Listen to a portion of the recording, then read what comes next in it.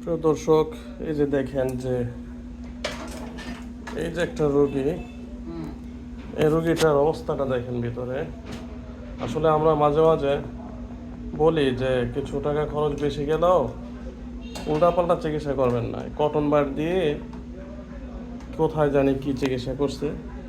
এই যে অবস্থা, মেয়েটার নাকের ভিতরে জোড়া লেগে গেছে। রোগীদের আমি কিভাবে বুঝাবো যে এই যে 1500-2000 টাকা দিয়ে চিকিৎসা করে কটন বার দিয়ে, এগুলো তো ক্ষতিকর। এসিড টেসিড দিয়ে চিকিৎসা করাটা ক্ষতিকর। এখন ওনাদের রোগীদের বুঝাইতে গেলেও রোগীরা বুঝে না অনেক সময়। এই যে জোড়াটা লাগছে, এই জোড়ার কারণে ওর সাইনাসের এখানে এই যে এই পাশটাতে ব্লক হয়ে গেছে, সাইনাস ব্লক হয়ে গেছে। আর এই পাশটাতে ঠিক আছে, এই পাশটাও নাকের পলিপটা বড় হয়ে গেছে, নাকের পলিপটা বড় হয়ে গেছে।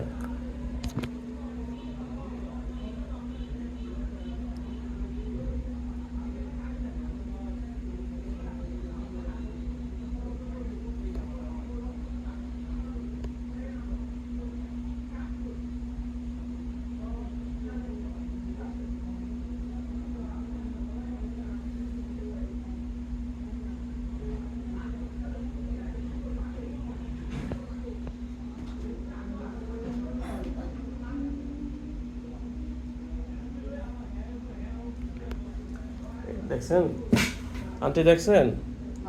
হ্যাঁ, এই যে দেখেন, এর আগে কোথায় চিকিৎসা নিয়েছিলেন? বারোদি? হ্যাঁ, বারোদিতে চিকিৎসা নিয়েছেন? পরাবর্তী। আচ্ছা, যাই হোক, ওইখানে কটন বার দিয়ে তোমার ওষুধ লাগাইছে না? আহ, তারপরে তো এটা ব্লক হয়ে গেছে। এইটা দিয়ে তো ঠিকমতো বাতাস টাতাস যাতায়াত করতে পারে না। এই বাতাস না যেতে পারলেই এই সাইনাস ব্লক হয়েছে। এটা ডান সাইড না?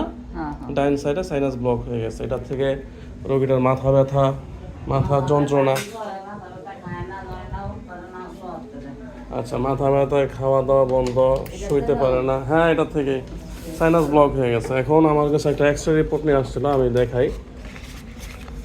এই যে এক্সরেটার মধ্যে দেখেন, এই বাম পাশে সাইনাস ক্লিয়ার আছে, ডান পাশে সাইনাস পুরো ফুললি ব্লক। আর এই পাশে মাংসের সাথে হাড়ের সাথে অ্যাডজাস্ট হয়ে গেছে।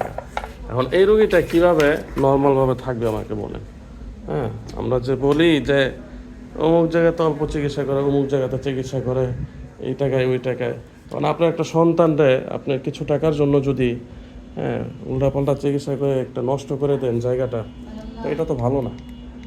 এটা তো পরবর্তীতে এই রোগীটার উপরে এফেক্ট পড়ে।